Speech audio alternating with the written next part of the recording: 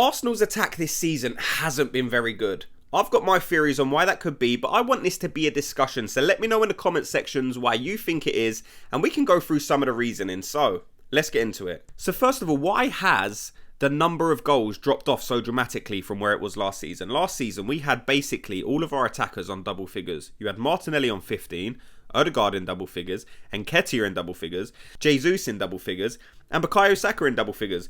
But this season, Bukayo Saka's our highest goal scorer on 6 goals. Then you got Eddie on 5, Odegaard's chipped in with a few, Martinelli's on 2, and Gabriel Jesus is on 3. That is a massive reduction from where it was last season. I think there's a couple of reasons for this. The first one I would mention is, I think the players this season, quite honestly, is the players are being slightly more greedy this season because they had so much success last season. And they was doing so well, maybe they've carried that confidence into this season. And instead of trying to find that final pass, maybe they're just trying to beat their man and get the shot away. We've seen that a few times in the last few games. You know, last season, there was a lot of link-up play between the attacking 3 players. Bukayo Saka and Martinelli, at times, would be playing 1-2s, playing each other in, setting each other up, and then be getting a shot away. But this season, they just want to beat their man and shoot. So I think there needs to be way more link-up play between the forward 3, but not even just that. I think we need to be gambling more when players are getting themselves in a decent opportunity. We've seen countless times, even the last couple of games, the amount of times that the wide players struck the ball across the box,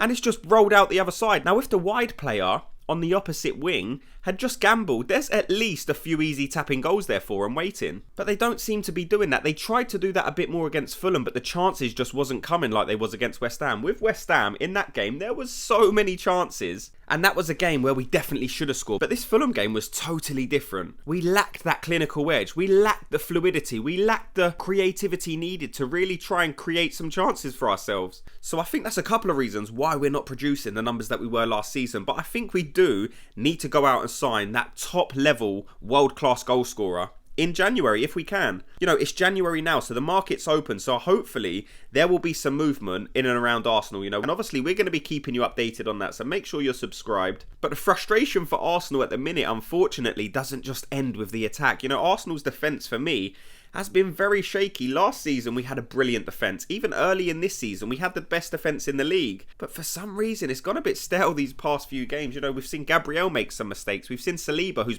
who's still in my opinion the best centre-back in the league. You know, had a couple of not mistakes, but you know, he's looked a bit iffy at times. Zinchenko certainly has made a lot of mistakes. But I guess one positive is Tomiyasu is now back for Arsenal. I think this is massive. The fact that you can play him as a left back, as a right back, as a centre back, you know, I think we're going to be deploying him mostly as a left back, to be honest. I think he's going to be good cover for Zinchenko in games where Zinchenko won't be needed as much. And the fact that he's so close to signing a new deal is massive. You know, there's been a lot of links coming out these past few days, especially from Sky, saying that Arsenal are willing to let Tomiyasu leave Arsenal on loan in January, which to me always seemed like paper talk. There is no chance Arsenal would let Tomiyasu leave on loan when Arsenal are so short in defence. That made zero sense. So this is what Fabrizio Romano come out and said, alright?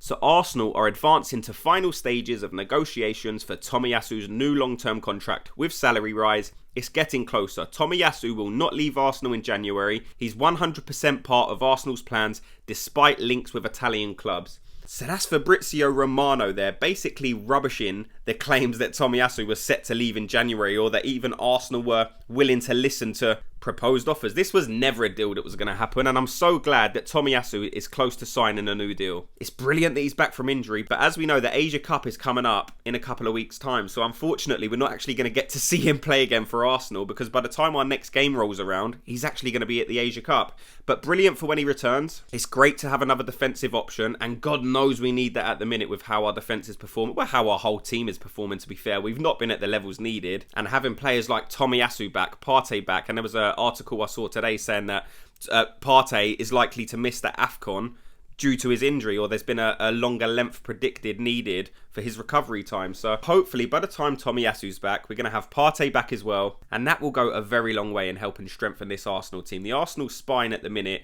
is not as strong as it was last season. We've spoke about it many times, but when we have Partey, Odegaard and Declan Rice in that central midfield area with Gabriel, Saliba. You know, Raya's performances have seemed to improve a lot recently, so that's another bonus as well. And then you put in TOMIYASU in that back line as well, which will strengthen it defensively. I think there's good things to come for Arsenal. It's obviously frustrating at the moment, especially when you're coming off a couple of disappointing results. So it's definitely welcomed getting this good news that we're set to have players return from injury very, very soon.